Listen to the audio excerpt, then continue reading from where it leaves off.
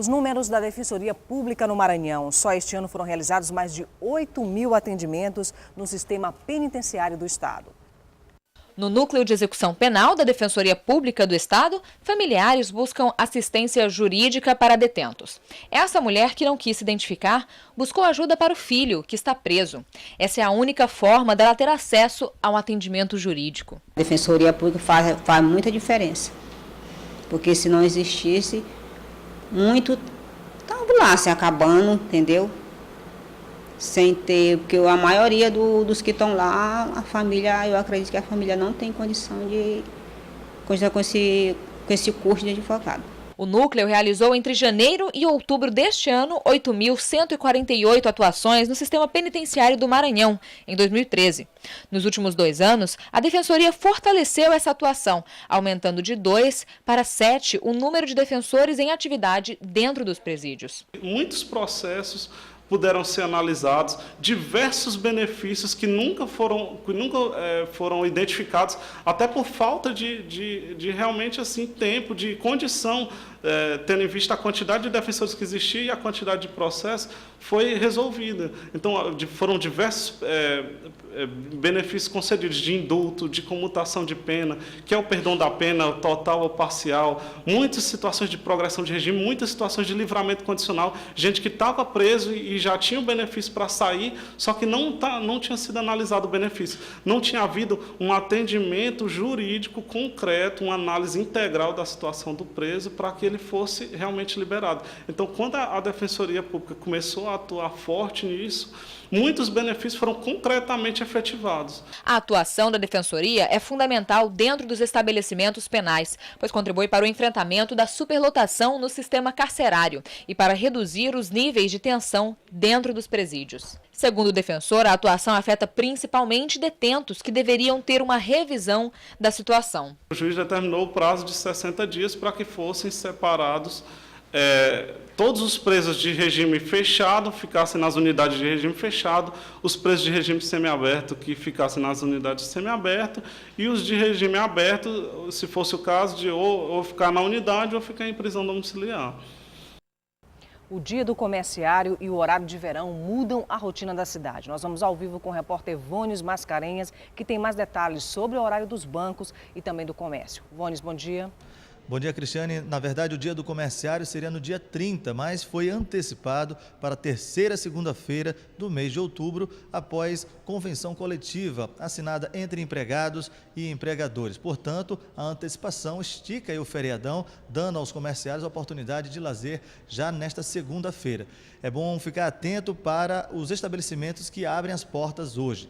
No comércio, na Rua Grande, no centro, em todos os locais comerciais do Maranhão, os comércios vão permanecer fechados. Comércio de eletrônicos, confecções, eletrodomésticos e até mesmo os supermercados, que em feriados desta natureza, eles abrem até as 2 da tarde. No caso de hoje, nem mesmo os supermercados vão abrir as portas. Nos shoppings, apenas os cinemas, a praça de alimentação e também os locais de diversão para crianças vão funcionar. Os quiosques e lojas também vão permanecer fechados. Com referência ao horário bancário, já estamos no horário de verão, portanto, os bancos iniciam as atividades às 9 horas da manhã e encerram às 3 horas da tarde. É bom que os consumidores fiquem atentos no caso dos voos, que vão seguir o horário de Brasília, portanto, o horário oficial antecipado em 1 hora. Dessa forma, quem fez a compra de passagens antecipadamente deve entrar em contato com a agência aérea a qual fez a compra para se informar se vai ou não haver alterações no voo. Dessa forma, curtir um feriado de forma tranquila. Cristiane. Obrigada, Vônis, pelas informações. Medida provisória altera regras de registro profissional de médicos no país. O Ministério da Saúde passa a ser o órgão responsável pela emissão do registro. A medida causou polêmica. Uma medida provisória aprovada no Senado Federal definiu o Ministério da Saúde como responsável pela emissão do registro profissional de médicos formados no exterior. Essa responsabilidade era dos Conselhos Regionais de Medicina. Os conselhos permanecerão com a responsabilidade de fiscalizar o trabalho dos médicos do programa. A medida também estabelece que os graduados em medicina terão de fazer de 1 a 2 anos de residência em medicina geral de família e comunidade para ingressar nas demais especializações. Além Além disso, ao menos 30% da carga horária do internato médico na graduação deverá ser na atenção básica e em serviço de urgência e emergência do SUS. Isso preocupa, porque o Conselho Regional não conhece o perfil científico desse médico. Por isso que eu enquanto conselheiro, enquanto presidente do conselho, nunca dei nenhum registro para esse tipo de médico, porque eles não fizeram a revalidação, eles não apresentam quem é o seu tutor, quem são os seus tutores, eles não apresentam os seus supervisores e eles não dizem aonde vão trabalhar, na cidade e no local desta cidade onde eles vão trabalhar. Aí fica impossível o CRM fiscalizar médico com esse histórico que eu acabei de relatar. O Conselho Regional de Medicina do Maranhão recebeu 36 pedidos de registro provisório dos médicos estrangeiros selecionados no programa Mais Médicos no estado. Mas, segundo o Conselho, todos eles apresentavam algum tipo de inconsistência. Por isso, nenhum registro provisório a médicos do programa foi emitido. Os problemas vão aparecer, como já apareceu no Piauí, de uma cubana com uma criança que ela errou a dosagem de medicamento. Mas ao aparecerem, a tendência natural, na minha maneira de ver, é denunciar a polícia e a justiça, porque aí serão casos de polícia e justiça, uma vez que o CRM deles não terá sido dado pelo... CRM não, que o Ministério da Saúde não pode emitir CRM. O registro, um nome qualquer que eles vão inventar, será dado pelo Ministério da Saúde e não pelos conselhos. Veja no próximo bloco, Semana de Ciência e Tecnologia, que começa hoje no estado. Um instante só.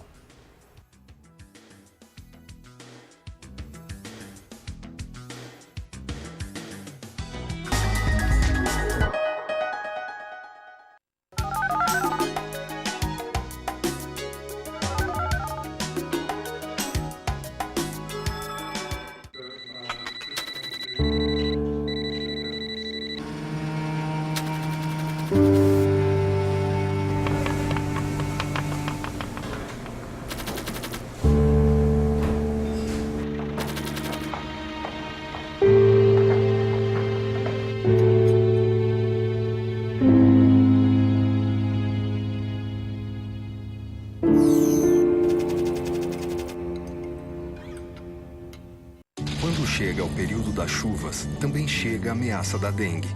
Por isso, é preciso tomar todos aqueles cuidados que conhecemos muito bem. É importante não deixar nada que possa acumular água exposto ao tempo. Encontre e elimine todos os lugares onde o mosquito da dengue pode se reproduzir. Porque quando você encontra os possíveis focos da dengue, a dengue não encontra você. Dengue é fácil combater, só não pode esquecer. Ministério da Saúde e Governo Federal.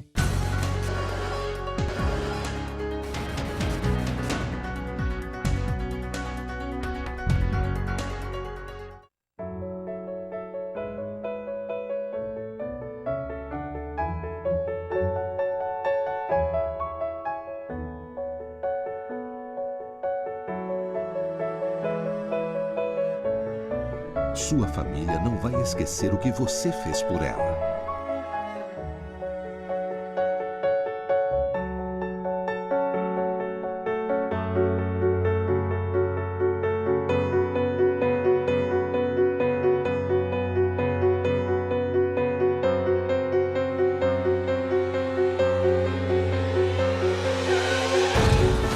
E você, o que fez com eles?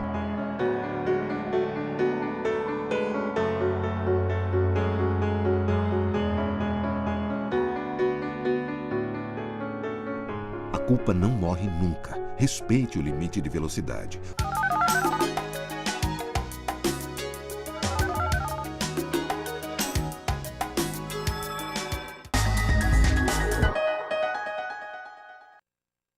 O Estado promove a partir de hoje a Semana Estadual de Ciência e Tecnologia como parte da programação nacional que está acontecendo, que vai acontecer a partir de hoje em todo o país. Nós vamos conversar agora com o secretário José Ferreira Costa, secretário de Estado de Ciência e Tecnologia, que está aqui no plenário da Assembleia Legislativa com a gente. Bom dia. Bom dia. Bom, secretário, a gente pode falar que a gente vive um tempo diferente no país, desde o incentivo à ciência e tecnologia, incentivo à pesquisa e extensão nas universidades, sobretudo? É verdade. A gente, é possível perceber que o Brasil mudou e mudou para melhor, sobretudo nos últimos 10 anos, com um forte incentivo do governo federal e nos governos estaduais para o desenvolvimento do ensino, da pesquisa e da extensão universitária. Pode-se citar como exemplo o programa Ciências Sem Fronteiras, que é um grande programa que envolve estudantes brasileiros em diversos países no mundo e que está levando um número fantástico de nossos estudantes para ter uma experiência no exterior e trazer o conhecimento e as tecnologias aprendidas lá para o desenvolvimento do seu processo de aprendizagem aqui no Brasil. Um processo extraordinário. A gente também pode dizer que diminui um fosso aí entre o Nordeste, as universidades que recebem incentivo no Nordeste e o Sul e Sudeste do país?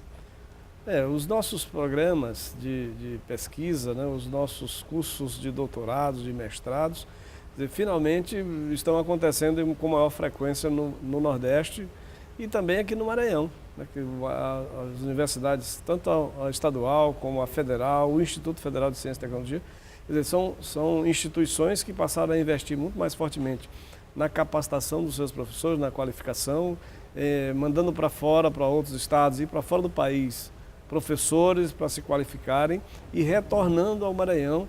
Estamos implantando um grande número de projetos, de programas de mestrado e de doutorado, o que representa realmente um forte crescimento na área do conhecimento pelas universidades aqui no estado. Bom, a semana acontece a partir de hoje, vai até o dia 26, é parte da programação, né, da Semana Nacional, o Estado não fica de fora e é uma oportunidade, né, das pessoas, dos cidadãos do Maranhão conhecerem o que está se fazendo em ciência e pesquisa aqui no Estado. Veja, o Estado do Maranhão, através da Secretaria de Ciência, Tecnologia e Ensino Superior, com o evento da Semana de Ciência e Tecnologia aqui no Estado, pretende mobilizar em torno do tema ciência, tecnologia, saúde e esporte, aos estudantes, os professores, os pesquisadores, o público que se interessa por ciência e aquele outro público que ainda não se interessou por ciência, mas que é a oportunidade de ter um contato mais próximo com a ciência, com novas tecnologias, para que a gente possa estar discutindo esse tema, apresentando as inovações, apresentando os projetos de sucesso. E a semana vem trazer exatamente isso, quer dizer, é a oportunidade desse contato, desse convívio com ciência e tecnologia que se faz no Maranhão. Como é que tem sido a parceria com a iniciativa privada, que também produz pesquisa, que também investe, né, na tecnologia? A iniciativa privada é sempre um grande parceiro. As universidades, as instituições de ensino e de pesquisa são grandes parceiros do governo do Estado, da Secretaria de Ciência e Tecnologia. Nós estamos reunindo todo esse grupo, né, de participantes, de colaboradores, de pertencentes ao processo, para realizarmos essa semana. Né? Uma semana que a gente pretende seja uma semana de muito sucesso, como tem sido nos últimos anos. Né? Nós começamos com a Semana Nacional de Ciência e Tecnologia em 2004, quando saiu o decreto que definiu que haveria uma Semana Nacional de Ciência e Tecnologia no país. Nós saímos numa situação muito incômoda, de poucos trabalhos, de pequena participação em 2004. Eu lembro bem como aquilo se dava lá em 2004, eu estava no IFMA naquela ocasião, juntamente com a SBPC do Maranhão, nós realizamos a primeira semana lá de 2004. Nós saímos de um número de 276, se não me engano, 276 trabalhos apresentados em 2004, para em 2012 nós já termos uma participação de mais de 2.900 trabalhos apresentados em 2012. Quer dizer, nós tivemos um crescimento fantástico na participação, na motivação dos estudiosos de ciência, né, e que fazem tecnologia e inovação no Maranhão. E a nossa ideia é crescer ainda mais para esse ano. Quer dizer, nós saímos da posição incômoda de último colocado em 2004 para uma posição de quinto colocado entre os estados na federação em 2012 e o estado que mais apresentou projetos em 2012 no Nordeste, o Maranhão. Então, nesse momento nós estamos querendo fazer mais, quer dizer, já crescemos o suficiente para chegarmos em maior do Nordeste, em quinto do Brasil, e em 2013 a gente quer mais, né? Nossa ideia é fazer melhor e ter um público muito maior. Saímos no ano passado nós tivemos 25 mil participantes. A nossa meta esse ano é termos uma participação de 60 mil pessoas nessa semana, não só na cidade de São Luís, mas em várias cidades do interior. Nós estamos chegando... É importante destacar isso, a semana ela não acontece só na capital, né? Ela tem aí o interior do estado também participando e se movimentando nesse sentido, né? Sim, a nossa meta é finalmente chegarmos em todos os municípios, né? Mas a programação desse ano ainda não foi possível atingir todos os municípios, mas queremos estar chegando em 78 municípios, né? Através da universidade virtual, através da participação das universidades nos campi do IFE, nos campos da UFMA, da UEMA, juntando toda essa massa crítica do ensino, da pesquisa, da extensão. Nós trabalhamos na Semana de Ciência e Tecnologia em 78 municípios, é a meta desse ano. Bom, o Maranhão já recebeu, se não me engano, 2 vezes foi sede da SBPC, nos anos 90 eu acompanhei, né, a cobertura da SBPC, no último ano também. O senhor acredita que o fato do Maranhão ter sido sede, né, do Encontro da Sociedade Brasileira para o Progresso da Ciência, isso levantou a autoestima do Estado? Houve um incremento no incentivo dessas políticas de pesquisa, né, para que a gente tenha dado esse salto? Sem dúvida. Todos esses eventos, eles causam motivação, eles despertam o interesse pelo estudo da ciência. Esse é o papel da Secretaria de Ciência e Tecnologia. Nós temos uma grande dificuldade com o estudante brasileiro, não só o maranhense, mas o estudante brasileiro, ele é um tanto temeroso ao ingressar no estudo de ciência, porque há um mito de que ciência é alguma coisa mais difícil e tal, e eles acabam migrando para outras áreas de conhecimento, mas perdem o contato com a física, com a química, a biologia, a ciência da natureza, e acaba isso criando um certo vácuo nesse espaço. Quer dizer, você pode observar pelos dados do Ministério da Educação a falta de professores da física, da química e da biologia, que chega ao número extraordinário de 250 mil professores faltam nas salas de aula no Brasil. Um déficit alto, né? Um déficit muito grande. Então, o nosso papel é despertar no estudante o interesse pela ciência. E daí surgem essas oportunidades, são esses eventos. É a SBPC, que acontece a cada ano em um estado, aconteceu ano passado também, você lembrou bem, aconteceu ano passado aqui no Maranhão. E essas semanas de ciência e tecnologia geram uma grande motivação. O estudante, ele ao ter contato com o estudo da ciência, ele vê, inclusive tem uma parte muito lúdica disso, nós vamos ter uma apresentação, vocês precisam, eu convido a todos a estarem lá conosco, lá no espaço externo do Shopping São Luís, para ver o que vai acontecer ali. Tem coisas fantásticas, os estudantes mostrando, os professores, os pesquisadores. Você vai ver uma sala interativa de jogos virtuais que você vai poder participar e vai ver que aquilo é tecnologia fruto do estudo da ciência. E programação para criança também. Né? Programação para criança, nós temos um planetário que é um belo espaço para as crianças verem e observarem o espaço através daquele equipamento móvel que nós vamos estar apresentando lá. Convido a todos os jovens, estudantes, as crianças, os adultos também, não tem idade. Ciência é para você, em qualquer momento você pode estar fazendo ciência. E essa coisa da ciência tem que tirar esse mito, gente, que ciência é uma coisa difícil. Às vezes a palavra ciência amedronta, distancia. Isso estaria na filosofia do próprio ensino, do conteúdo das escolas, ou seja, é possível brincar fazendo ciência, né? Mas me parece que ainda há essa dificuldade no ensino lá de base, né? No ensino na educação infantil ainda, essa questão da ciência ainda é muito cercada de tabu, né? Talvez nós não acertamos ainda, né? Sobretudo na escola, nos momentos iniciais da escolarização das nossas crianças, não acertamos ainda com um método pedagógico que demonstre para o estudante que fazer ciência, sobretudo as ciências exatas, é uma coisa prazerosa e que gera muitas descobertas, um conhecimento flui rapidamente. Nós não acertamos, talvez seja isso. E aí o papel das universidades na formação dos professores e esses professores voltando bem qualificados para a sala de aula da educação infantil. Então, bem aí nós temos um papel e as universidades estão conscientes disso. A Secretaria de Ciência e Tecnologia quer ser parceira, quer ajudar na formação desse conhecimento desses professores e na motivação desses jovens.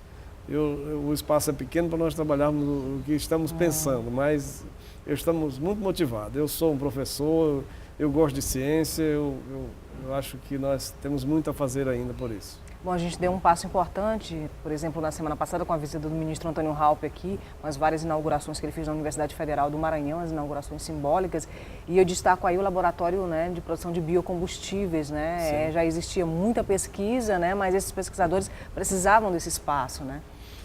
Pois é, você vê, nós temos aqui um cenário de muitas oportunidades na área de biocombustíveis.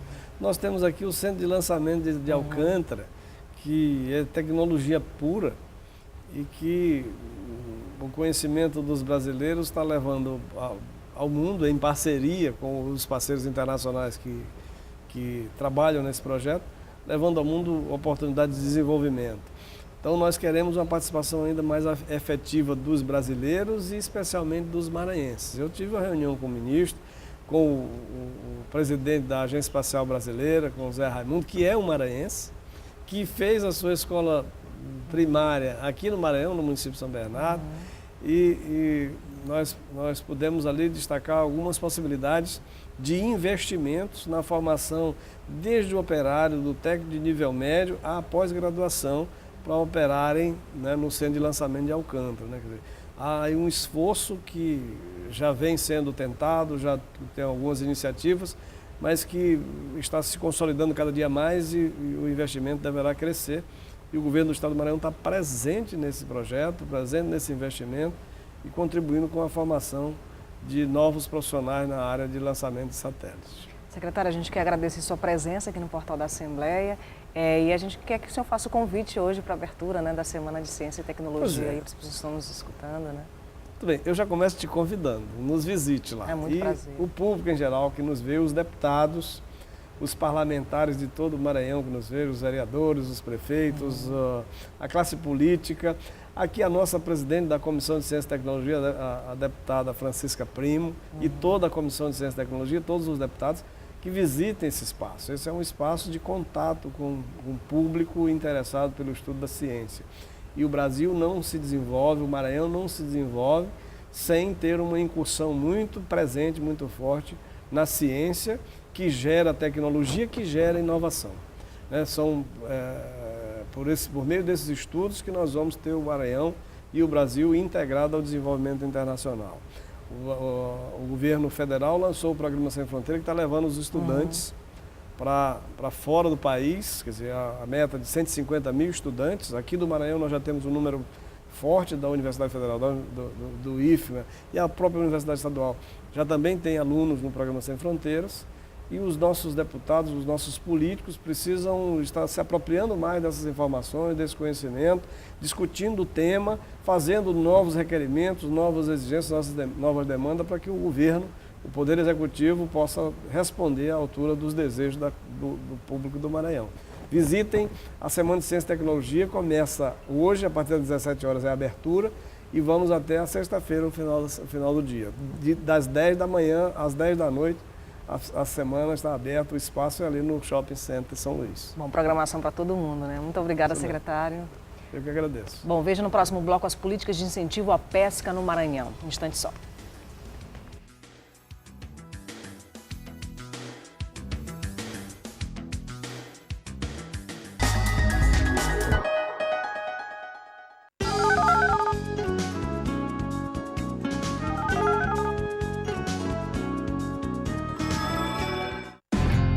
Eu faço imitações de gente famosa.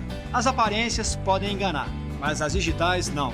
Ninguém pode se passar por outra pessoa. O recadastramento biométrico começou em várias cidades do país. É a Justiça Eleitoral tornando as eleições ainda mais seguras. Verifique se na sua cidade está acontecendo a biometria, pois quem não comparecer no prazo terá seu título cancelado. Saiba mais no site tse.jus.br. TSE, Justiça Eleitoral.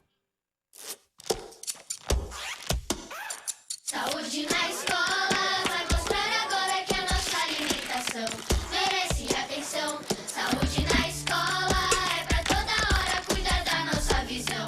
É a melhor lição. Participe das ações do programa Saúde na Escola 2013.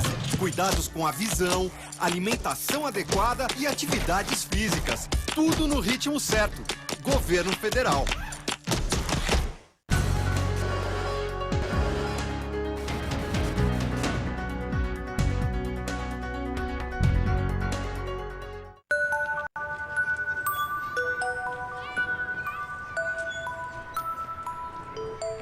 Não é apenas na certidão de nascimento que um pai faz falta.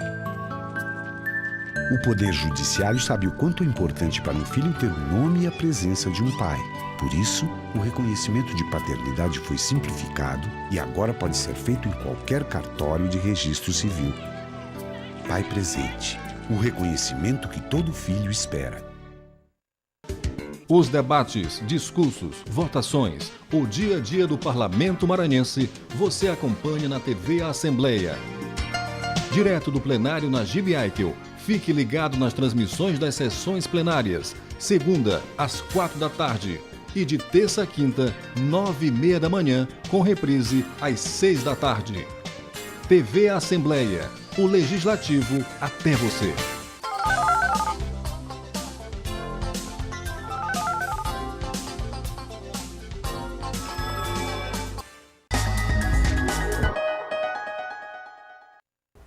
Em visita ao Maranhão, o ministro da Pesca, Marcelo Crivella, assina convênios que garantem o incentivo da política de pesca no estado. Além de parques de aquicultura, o estado deve ganhar uma fábrica de ração de peixes. 220 mil toneladas de peixe. Essa foi a produção de peixe do último ano no Maranhão. Estado que tem a segunda maior costa do país e vocação para a pesca artesanal. No evento, que contou com a presença do ministro da Pesca e Aquicultura, foram entregues as novas carteiras de pescador como parte de recadastramento nacional. O vice-governador Washington Oliveira falou da importância social da criação do Ministério da Pesca. Isso foi fundamental para que nós pudéssemos organizar e avançar nesse setor que é fundamental para o desenvolvimento do nosso país, tem sido fundamental. Um país que tem uma costa vastíssima, que é um continente, a criação desse ministério veio a organizar esse setor e impulsionar o desenvolvimento nesta área. As assinaturas simbólicas garantem a implementação de parques de aquicultura nos municípios de Icatu, Humberto de Campos e Primeira Cruz, além das licenças ambientais para a produção de ostras. Em Balsas, será construída uma fábrica de ração para peixes. O governo federal também coloca em prática a política de registro geral da atividade pesqueira, um banco de dados dessa atividade que tem como objetivo a formulação de políticas de incremento e produção de renda. Primeiro, agradecer ao ministro que vem para cá e entrega a carteira, a identidade do pescador, a identidade definitiva do nosso pescador. Isso já é um avanço, que o pescador deixa de fazer a renovação anual. E o mais importante, traz para cá a liberação dos parques aquícolas e o melhor, a primeira fábrica de ração vai ser construída em parceria com o governo do estado. Isso é o ministro ajudando o Maranhão a ter uma ração realmente mais barata para que nós possamos investir na piscicultura e aumentar a nossa produção ainda mais. É o aumento da produção com geração de emprego e renda. Então, o Ministério da Pesca tem se empenhado com projetos, a base da atividade pesqueira, que é a produção. Então, nós temos hoje a oportunidade de criar peixe aproveitando-se o litoral maranhense. Então, é o início de uma atividade para o cultivo de pescado, que está sendo feito prioritariamente em 3 municípios, mas são 4 parques aquícolas para maricultura, mas vamos ter também para as águas continentais, como na barragem de Boa Esperança e barragem de Estreito. De carteirinha na mão, os pescadores do estado sinalizam o que falta para incentivar essa atividade. Na falta de barco com motor, essas coisas assim, de pescar. Não é pesca mesmo de canoa mesmo de remo.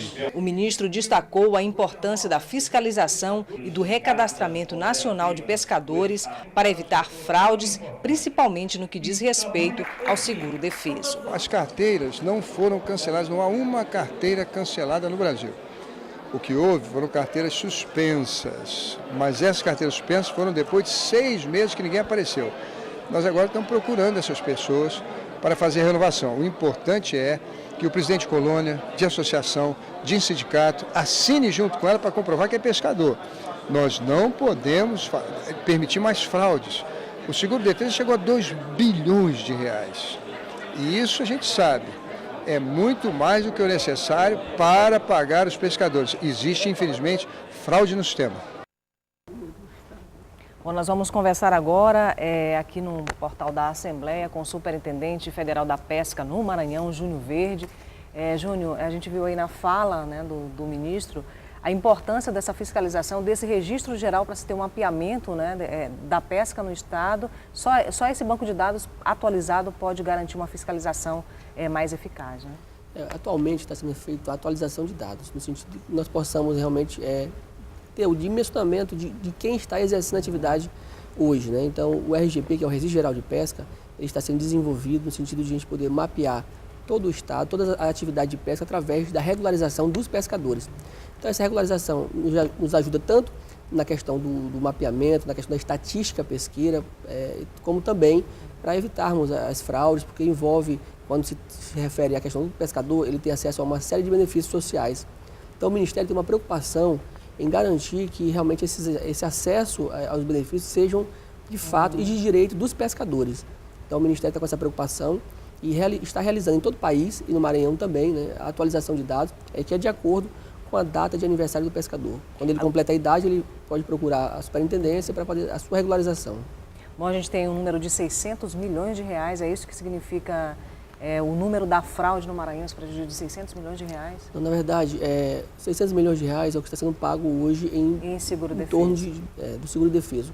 Que, claro, para evitar justamente que esse valor, né, ele ultrapasse, acho que na verdade assim, o que o governo espera, né, que é de fato chegar ao pescador. Então nós estamos com essa preocupação nessa manutenção da carteira para que de fato fique esse valor sendo pago ao pescador, porque é um direito estabelecido por lei, então é um benefício que ele recebe na época da Piracema. O governo tem uma preocupação socioambiental, tem que preservar o meio ambiente. Imagine que há anos atrás, né, todas as espécies eram pescadas na época da reprodução. Então isso deixou os nossos rios, lagoas, lagos assim, despovoados. Então precisamos realmente recompor, né, a questão natural e com essa preocupação. O governo tem essa preocupação. Prova disso são os recursos pagos. Agora é claro que esses recursos são direcionados ao benefício do pescador e não de outros profissionais que estejam de posse da carteira. Ou seja, hoje o Estado não sabe se esses 600 milhões de reais que estão sendo pagos estão de fato chegando, né? De quanto desse bolo está de fato chegando às mãos do pescador. Né? Então, essa preocupação é que nós estamos tendo, né? Então, o governo, hoje, o Seguro-Defesa, ele chegou a mais de 2 bilhões de reais em todo o Brasil. Então, é claro que a partir da regularização, o pescador com a carteira na mão, em dias, né? Com todos os seus deveres, ele tem acesso a esse benefício. Então, a preocupação nossa é realmente evitar que outro profissional esteja realmente recebendo recurso indevido.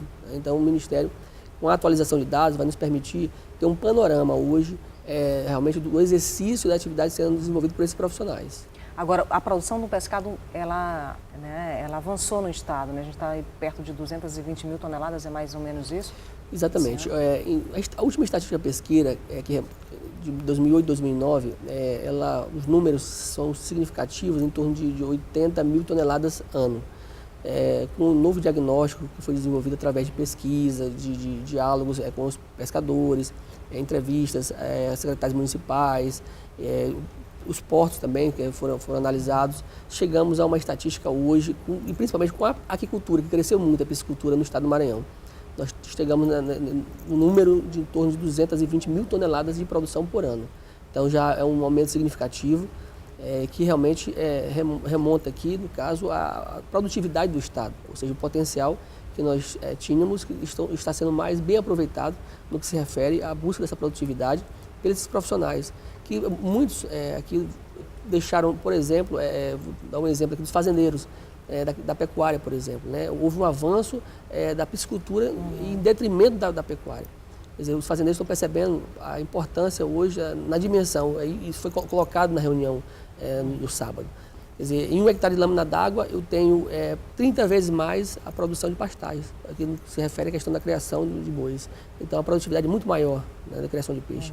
Então as pessoas estão descobrindo hoje esse mercado, né, esse ganho realmente econômico que está tendo a partir da produtividade da criação do peixe, quer seja tilápia, tambaqui, enfim, são várias espécies cultivadas hoje no estado. Então esse levantamento, com os registros que foram feitos, nós chegamos a esse denominador, né, em números realmente, do avanço que o Maranhão tem hoje em termos de produtividade. É um dos estados mais produtores de pescadores do país. Agora, me parece que o grande desafio é fazer com que esse incremento da pesca ele aconteça para o pequeno produtor, né? Aquele pescador que pode também ter um incentivo para produzir ali no seu quintal, né? Em poucos hectares, né? Exatamente. De terra que ele tenha, né? O Ministério tem essa preocupação, desenvolver a agricultura familiar.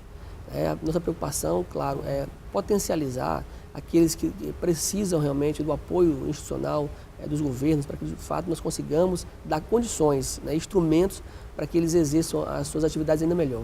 O Ministério fez uma doação em torno de na época, 18 equipamentos, escavadeiras hidráulicas, justamente prevendo, né, a escavação de tanques, açudes, para esses pequenos produtores. E isso avançou. Vou dar um exemplo, Matinha, o povoado de Itães, hoje as famílias vivem bem, estão produzindo, é uma referência em termos de produção.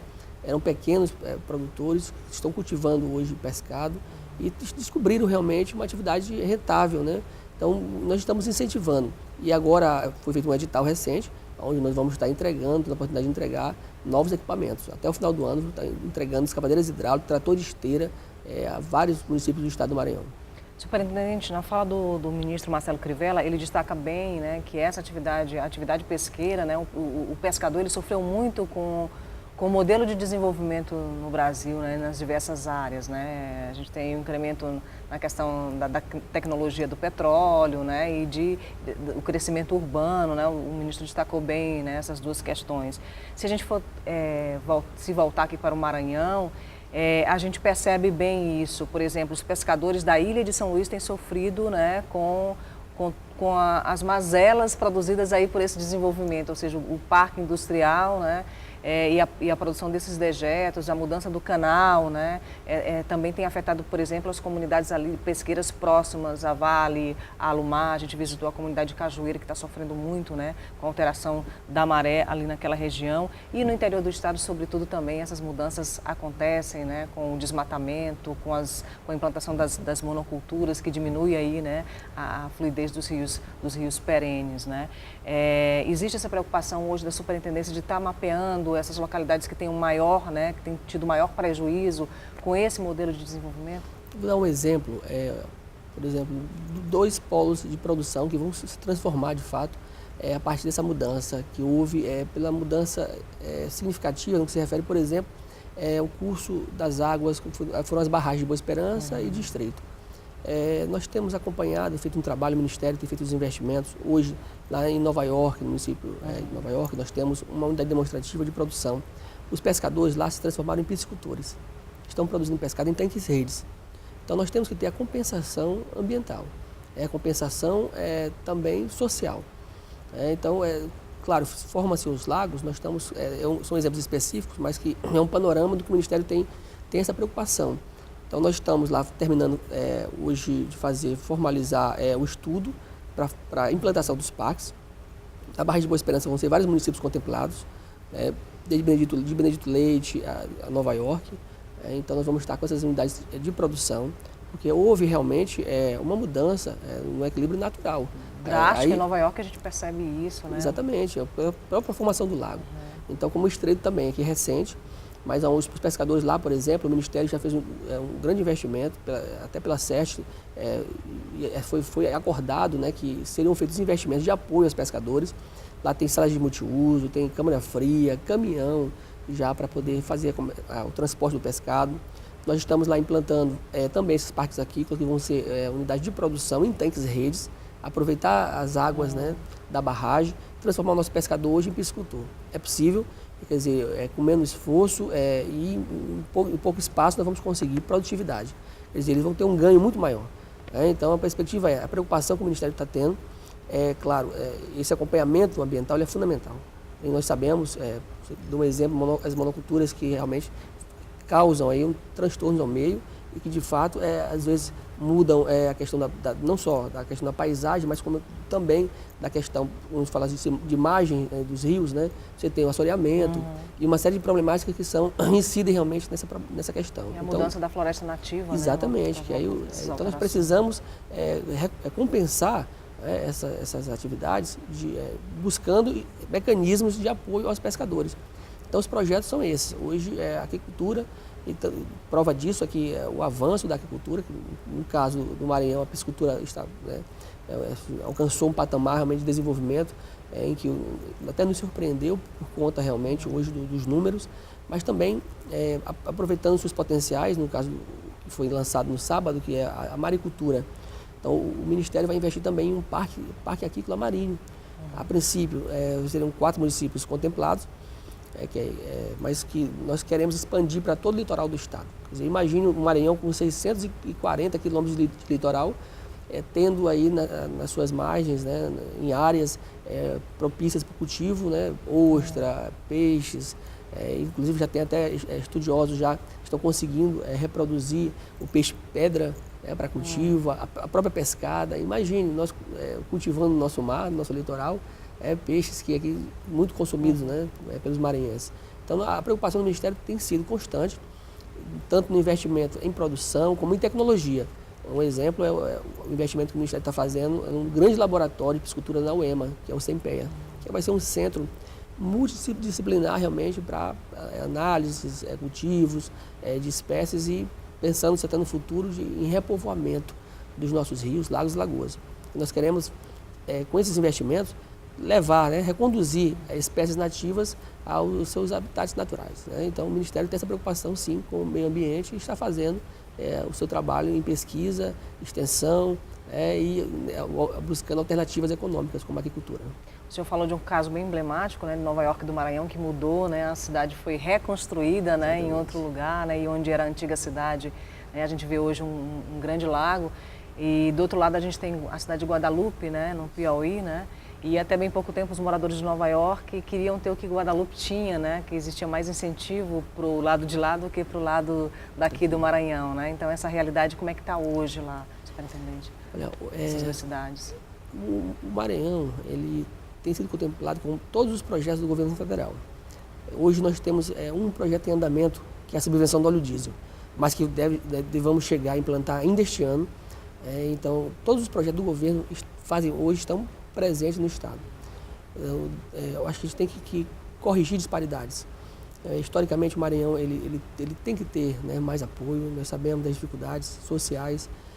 O lago, quando foi formado, a preocupação do Ministério de pronto foi realmente criar alternativas, até como forma realmente de recompensar esses trabalhadores. E essas alternativas hoje estão sendo viáveis, porque eles estão produzindo, já é o 4º ciclo de comercialização de pescado lá na região. Estou otimista, inclusive convido até a fazer uma entrevista lá com os pescadores que estão cultivando pescado. Agora, com o Plano Safra, um outro exemplo, que são 4 bilhões e 100 milhões de reais de investimentos, nós estamos conseguindo ampliar lá os tanques redes. O Maranhão hoje ele está em 4º lugar em aplicação dos recursos do governo federal, né, pelo Plano Safra. E esses recursos eles vêm, né, em forma de equipamentos. Não é dado o recurso, é dado as condições. Ampliação dos tanques, motores, canoas, reforma de embarcações, então redes. Então, equipamentos estão sendo comprados com recursos do governo, através dos bancos oficiais, Banco do Brasil, o BASA e o Banco do Nordeste. Essa fábrica que vai ser construída em Balsas, o que muda aí nessa dinâmica da produção pesqueira? Ou seja, você vai conseguir diminuir o preço, né, da ração, né, que chega, né, até esses parques? Exatamente. O custo realmente da produção hoje, o que é mais caro é a ração. Se refere à questão da piscicultura, a ração realmente ela chega, às vezes, a inviabilizar, né, algumas produções, pelo menos o pequeno produtor. Então, nós queremos baixar o custo. Porque imagine que o Maranhão, ele importa a ração. Então, os insumos, nós temos todos os insumos. Que é um contrassenso, na segunda maior costa do país, tem que importar a ração. Então, nós temos, olha, soja, milheto, sorgo naquela região sul. Então, qual é a proposta do Ministério?